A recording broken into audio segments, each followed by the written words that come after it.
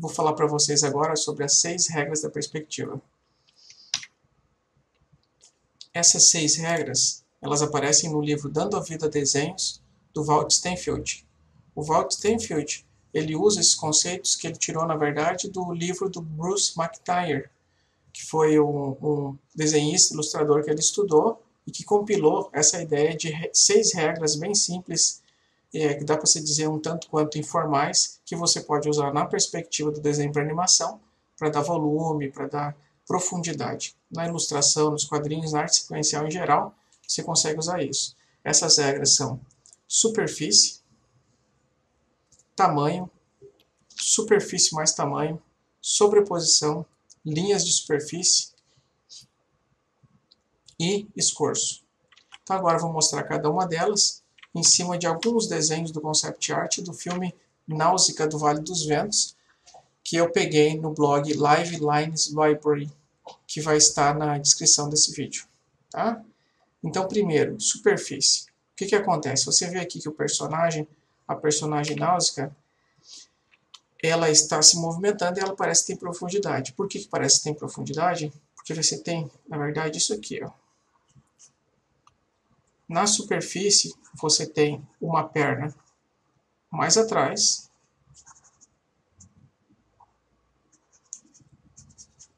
e uma perna mais à frente. Então, no chão, na superfície, esse deslocamento de ter uma coisa aqui e outra coisa aqui, isso representa que elas estão como se fossem sobrepostas, só que não encostadas, elas estão em profundidade. Então, essa aqui parece estar mais atrás do que essa aqui. Só que normalmente a regra 1, superfície, está ligada com a regra 2. Então o primeiro conceito que a gente está vendo aqui é superfície. Então no momento que eu coloco um pé se deslocando no grid, na superfície, eu tenho profundidade no meu desenho. Ó, aqui e aqui. Se ela tivesse com os dois pés assim, não teria profundidade, porque na superfície os dois estariam no mesmo local. Tá? Então essa é a primeira regra, superfície.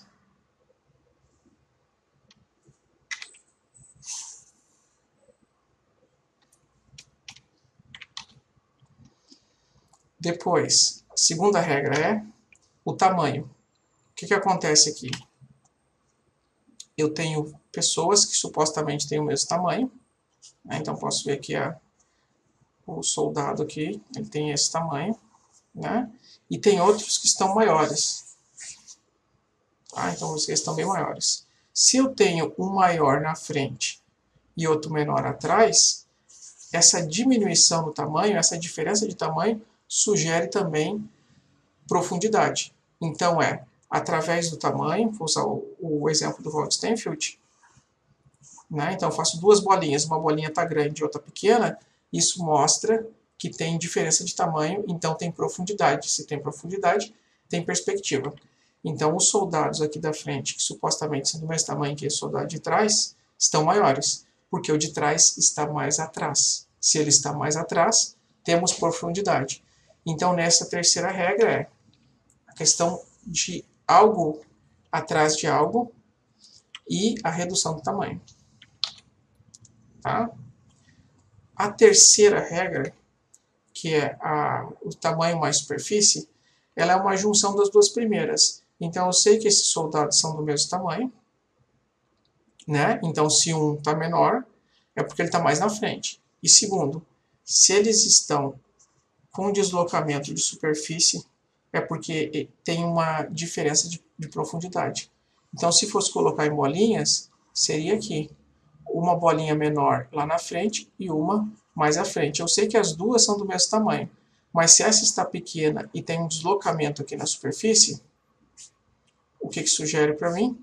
Sugere que eu tenho profundidade, que eu tenho uma movimentação no eixo Z, que é esse caso aqui. Tá? As três primeiras são bem simples e intuitivas, você pode ver isso na história da arte, no desenho das crianças, de usar tamanho, usar profundidade para conseguir representar perspectiva. Tá? Em seguida, vem a regra da sobreposição. Então eu vejo que a personagem está mais à frente, aqui é a Náusea, e o soldado está mais atrás. Se eu tenho algo na frente e algo atrás, sobrepondo, ou seja, ocupando, eu não consigo visualizar bem o outro, está acima do outro, sobrepondo, eu vou ter profundidade. Porque se uma coisa sobrepõe a outra, é porque existe profundidade. Se existe profundidade, existe perspectiva. Então isso aqui já é outra maneira de simular a perspectiva, a quarta maneira. Tá? Essa aqui também é bem simples, também é bem intuitiva. Normalmente a gente faz isso, às vezes, sem saber que fez, né? Mas coloca uma coisa sobrepondo a outra e, consequentemente, já está trabalhando com perspectiva. Na quinta linha de superfície, na sexta escorço, você já tem já os padrões, os conceitos da perspectiva linear ou cônica, que é o conceito de perspectiva mais famoso, que tem a ver com ponto de fuga, com linha do horizonte, tá?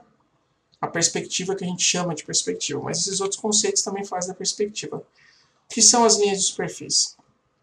Eu sei que essa luva, ela está no braço da Náusica, que é a personagem. Ela está assim, né? Se eu fosse colocar ela totalmente de frente do ponto de vista onde eu estou observando, ela estaria assim, né? Só que como o braço da Náusica é cilíndrico e ele se deslocou na profundidade, ele se deslocou em direção ao observador, a pessoa que está vendo o filme. Então, o que vai acontecer com ele? Eu vou ver um pouco da topografia, um pouco da tipologia do personagem, da forma, da topografia da forma, e ela vai acompanhar isso. Ó.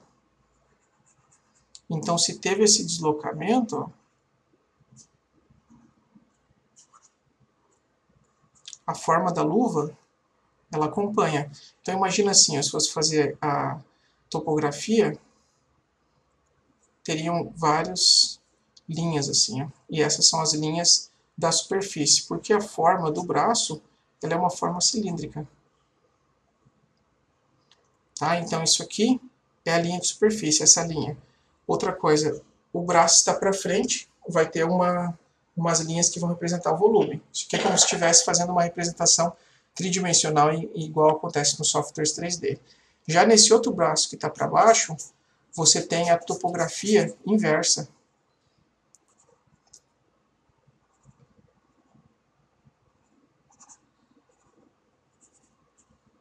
E as linhas estão assim. Que está para baixo, né?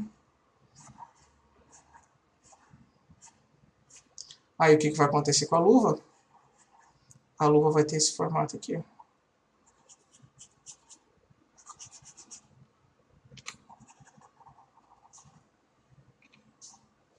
Vocês podem ver nos dois exemplos, né? E assim é em todo o desenho, tá? Então, basicamente, você pode pensar da seguinte maneira. Aquilo que eu vejo abaixo da linha do horizonte, aquilo que está abaixo da linha do horizonte, está sendo visto de cima. Então, eu vejo a parte superior. Se for um cilindro, eu vou ver a parte superior. E se eu for desenhar a topografia, vai ser assim. Se o objeto está acima da linha do horizonte, ou seja, acima do nível dos olhos de quem está vendo, eu vejo a parte de baixo. Se fosse um cilindro,